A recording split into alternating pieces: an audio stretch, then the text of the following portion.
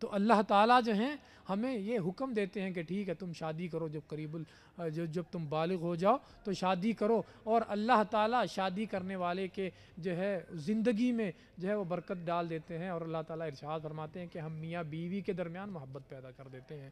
وَجَعَلَ بَيْنَكُمْ مَوَدَّةً وَرَحْمَةً، یہ اللہ تعالیٰ کی نشانیوں میں سے ایک نشانی ہے کہ میاں بیوی کے دلوں میں اللہ تعالیٰ ایک دوسرے کے لیے خلوص بھر دیتے ہیں، ایک دوسرے کے لیے مودت اور ایک دوسرے کے لیے محبت اللہ تعالیٰ پیدا کر دیتے ہیں۔ یہ اللہ تعالیٰ کی نشانیوں میں سے ایک نشانی ہے۔ اس کے بعد بھائیو، اگر ہم اسلام کے مزید محاسن کی طرف جائیں تو اسلام کی جو اساس ہے 5 چیزیں، بنی الاسلام علی 5 شہادت اللہ الہ الا اللہ، کلمہ شہادت کے بعد واقام الصلاۃ، نماز کو فرض کیا ہے۔ اب نماز جو ہے، انسان جب اللہ تعالیٰ کی کبریائی کا اقرار کرتے ہوئے اور تکبیر اللہ اکبر کہتے ہوئے نماز میں داخل ہوتا ہے تو اللہ تعالیٰ کی تعریفیں بیان کرتا ہے، اللہ تعالیٰ کی بزرگی بیان کرتا ہے، اور اللہ تعالیٰ سے یہ کہتا ہے کہ یا اللہ ہم تیری ہی عبادت کرتے ہیں اور تجھ ہی سے مدد مانگتے ہیں۔ ایاک نعبد و ایاک نستعین، ابھی ہم نے نماز پڑھی، اور اس سے پہلے بھی جو ہم نے نمازیں پڑھی ہیں اور آئندہ بھی جو نمازیں پڑھیں گے انشاءاللہ العزیز، اس میں ہم سورۃ الفاتحہ پڑھتے ہیں۔ تو سورۃ الفاتحہ میں یہ والی جو آیت ہے اس کے اوپر غور کریے، ایاک نعبد و ایاک نستعین، اے رب ہم صرف تیری ہی عبادت کرتے ہیں اور صرف تجھ ہی سے مدد مانگتے ہیں۔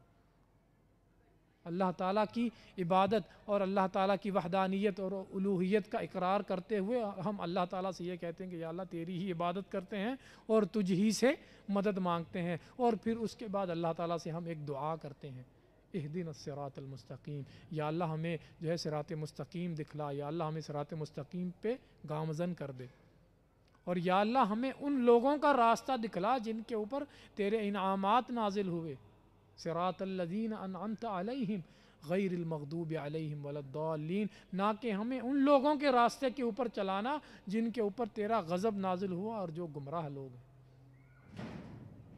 تو بھائیو، اللہ تعالیٰ نے قرآن مجید میں ارشاد فرمایا کہ نماز جو ہے وہ بے حیائی کے کاموں سے روکتی ہے، نماز بے حیائی کے کاموں سے روکتی ہے۔ جب ہم اللہ تعالیٰ کی رضا کی خاطر نماز پڑھتے ہیں اور سورہ فاتحہ اور باقی نماز جو ہے جس کے معنی کو ہم جانتے ہیں، اللہ تعالیٰ کی تعریفیں کرتے ہیں، اللہ تعالیٰ کی رحمت کا اقرار کرتے ہیں، اللہ تعالیٰ کے مالک ہونے کا اقرار کرتے ہیں، اور اللہ تعالیٰ سے اسی کی عبادت کا وعدہ کرتے ہیں، اور یہ بھی وعدہ کرتے ہیں کہ یا اللہ صرف تجھ ہی سے مدد مانگیں گے، یا اللہ ہمیں سیدھا راستہ دکھلا، تو پھر وہ نماز جو ہے ہمیں جو بے حیائی کے کاموں سے روکے گی۔ ان الصلاۃ تنہا عن الفحشاء والمنکر، کہ نماز جو ہے بے حیائی کے کاموں سے جو ہے وہ روکتی ہے۔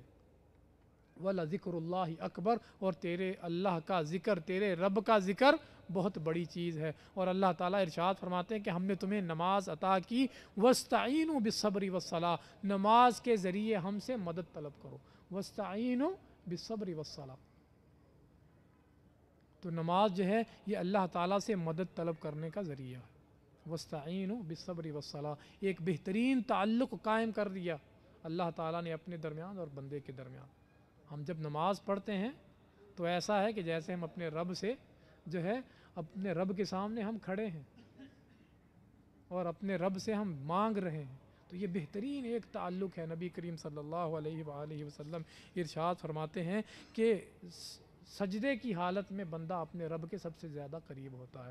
اب دیکھیے ہم نماز میں کتنے سجدے کرتے ہیں روزانہ، ہمیں اللہ تعالیٰ کا وہ جو ہے ان سے تقرب حاصل ہوتا ہے۔ اس کے بعد ہم غور کرتے ہیں جو رکن ہے، جو 5 ارکان میں سے ایک رکن ہے، اسلام کے 5 بنیادی ارکان میں سے زکوٰۃ، اس کے اوپر بات کرتے ہیں۔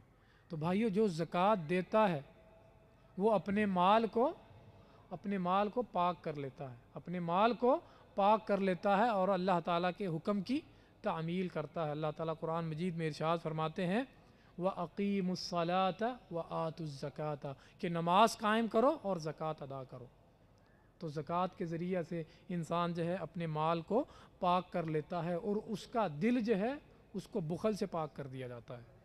انسان جب اللہ تعالیٰ کے راستہ میں خرچ کرتا ہے تو اللہ تعالیٰ کے راستہ میں تھوڑا سا مال خرچ کرنے سے اس کا دل جو ہے وہ بخل سے پاک کر دیا جاتا ہے۔ اللہ تعالیٰ ارشاد فرماتے ہیں وَمَن يُوقَ شُحَّ نَفْسِهِ فَأُولَٰئِكَ هُمُ الْمُفْلِحُونَ۔ تو بھائیو، دل کا بخل سے پاک ہو جانا یہ بہت بڑی کامیابی ہے۔ اللہ تعالیٰ نے ارشاد فرمایا وَمَن يُوقَ شُحَّ نَفْسِهِ فَأُولَٰئِكَ هُمُ الْمُفْلِحُونَ۔ جو دل کے بخل سے بچا لیا گیا وہ آدمی جو ہے وہ کامیاب ہو گیا۔ تو بھائیو، اللہ تعالیٰ سے دعا ہے کہ اللہ تعالیٰ ہمیں جو ہے وہ جو اسلام کے ارکان ہیں ان کے اوپر عمل کرنے کی توفیق عطا فرمائے۔ اور بھائیو، اسلام کے جو اور بہت سے محاسن ہیں ان میں سے ایک اور کا تذکرہ ہم کرتے ہیں، وہ ہے حج۔ کیا ہے؟ حج۔ نبی کریم صلی اللہ علیہ وآلہ وسلم نے جو ہے وہ ارشاد فرمایا کہ حج جو ہے وہ تم پر فرض کر دیا گیا ہے۔ حج فرض کر دیا گیا ہے زندگی میں ایک مرتبہ۔ اب ہم اسی موضوع کو اگر قرآن مجید میں دیکھیں تو اللہ تعالیٰ ارشاد فرماتے ہیں وَلِلَّهِ عَلَى النَّاسِ حِجُّ الْبَيْتِ مَنِ اسْتَطَاعَ إِلَيْهِ سَبِيلًا۔ اللہ تعالیٰ نے لوگوں کے اوپر حج کو فرض کر دیا ہے جو طاقت رکھتے ہیں اس کی طرف سفر کرنے کی۔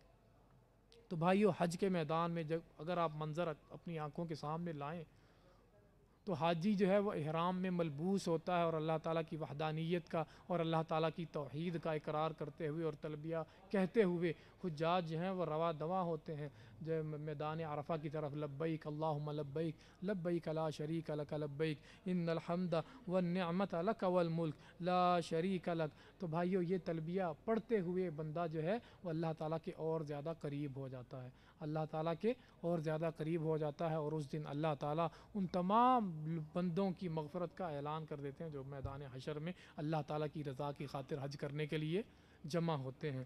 تو بھائیو، ایک اسلام کا جو نظام ہے، نظام عدل، ابھی اس کے اوپر بات کرتے ہیں۔ اسلام ہمیں عدل کی تلقین کرتا ہے کہ عدل کرو۔ اللہ تعالیٰ قرآن مجید میں ارشاد فرماتے ہیں لَقَدْ أَرْسَلْنَا رُسُلُنَا بِالْبَيِّنَاتِ وَأَنزَلْنَا مَعَهُمُ الْكِتَابَ کہ ہم نے بہت سے رسولوں کو مبعوث کیا اپنی جو ہے بہترین نشانیاں دے کر، وَأَنزَلْنَا مَعَهُمُ الْكِتَابَ اور ان کے اوپر کتاب کو نازل کیا، وَالْمِيزَانَ اور ان کے اوپر میزان کو نازل کیا، لِيَقُومَ النَّاسَ بِالْقِسْطِ تاکہ لوگوں کے اندر وہ انصاف کو پھیلائیں، انصاف کو قائم کریں۔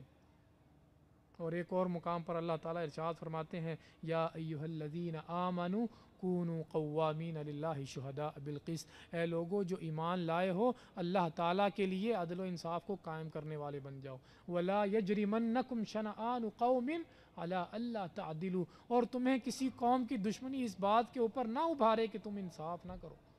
اگر کسی قوم سے تمہیں دشمنی بھی ہے پھر بھی ان کے ساتھ انصاف کرو۔ اعدلوا هو اقرب للتقوی، عدل کرو، وہ تقوی کے تمہیں اور زیادہ قریب کر دے گا۔ واتقوا اللہ اور اللہ تعالیٰ سے ڈرو، بے شک اللہ تعالیٰ بہت ہی خبردار ہیں جو تم عمل کرتے ہو ان سے۔ تو بھائیو، اسلامی معاشرہ جو ہے اس میں عدل و انصاف کا ایک نظام قائم ہے جو اللہ تعالیٰ نے ہمیں دیا۔ نبی کریم صلی اللہ علیہ وآلہ وسلم کے زمانہ میں ایک مخزومی عورت جو ہے وہ چوری کر لیتی ہے، ایک مخزومی عورت چوری کر لیتی ہے اور نبی کریم صلی اللہ علیہ وآلہ وسلم اللہ تعالیٰ کے حکم کے مطابق فیصلہ کرتے ہیں کہ اس کا ہاتھ کاٹ دیا جائے۔ کیا حکم ہے قرآن مجید میں چوری کرنے والا کے بارے میں؟ والسارق والسارقۃ فاقطعوا ایدیہما، چوری کرنے والا کوئی مرد ہو یا چوری کرنے والی کوئی عورت ہو ان کے ہاتھ کاٹ دیں، فاقطعوا ایدیہما۔ نبی کریم صلی اللہ علیہ وآلہ وسلم نے حکم دیا کہ اس عورت کا ہاتھ کاٹ دیا جائے، اور اتفاق سے اس عورت کا نام فاطمہ تھا۔ اب وہ لوگ جو ہیں ان کو بہت شرم محسوس ہوئی کہ ہمارے قبیلہ کی عورت کا ہاتھ کٹ جائے گا۔ اب انہوں نے کوئی سفارش ڈھونڈنا شروع کی کہ نبی کریم صلی اللہ علیہ وآلہ وسلم کی خدمت میں کسی سفارشی کو بھیجتے ہیں اور درخواست کرتے ہیں کہ اس عورت کو معاف کر دیا جائے۔ اب وہ کس کو سفارش کے لیے بھیجتے ہیں؟ حضرت اسامہ کو۔ نبی کریم صلی اللہ علیہ وآلہ وسلم کی خدمت میں سفارش کے لیے وہ جاتے ہیں۔ تو نبی کریم صلی اللہ علیہ وآلہ وسلم ارشاد فرماتے ہیں کہ دیکھو، تم سے پہلی قومیں اسی لیے ہلاک ہوئی ہیں کہ ان میں سے اگر کوئی بڑے نام والا، کوئی بڑی شخصیت اور کوئی بہت بڑا نام رکھنے والا جو ہے جب وہ چوری کرتا تھا اس کو معاف کر دیا جاتا تھا، اور اگر کوئی غریب آدمی چوری کرتا تھا، کوئی گناہ کرتا تھا تو اس کو دھر لیا جاتا تھا اور اس کے اوپر حد کو قائم کر دیا جاتا۔ اور اس کے بعد نبی کریم صلی اللہ علیہ وآلہ وسلم اللہ رب العزت کی قسم کھا کر یہ ارشاد فرماتے ہیں کہ اللہ رب العزت کی قسم ہے کہ یہ چوری کرنے والی اگر میری بیٹی فاطمہ بنت محمد بھی ہوتی تو میں اس کا ہاتھ بھی کاٹ دیتا۔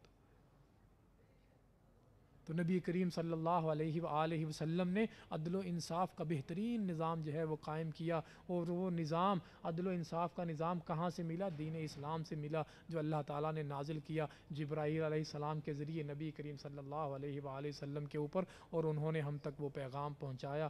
تو بھائیو، دین اسلام جو ہے یہ کامل اور اکمل دین ہے، اور اس دین کے علاوہ اگر کوئی کسی اور دین کے اوپر کاربند ہے تو اس سے وہ دین قبول نہیں کیا جائے گا۔ اللہ تعالیٰ قرآن مجید میں ارشاد فرماتے ہیں وَمَن يَبْتَغِ غَيْرَ الْإِسْلَامِ دِينًا فَلَن يُقْبَلَ مِنْهُ، اگر کوئی دین اسلام کے علاوہ کوئی اور دین لے کر ہماری خدمت میں آئے گا، ہمارے سامنے حاضر ہوگا، فَلَن يُقْبَلَ مِنْهُ، اس سے وہ دین قطعاً قبول نہیں کیا جائے گا۔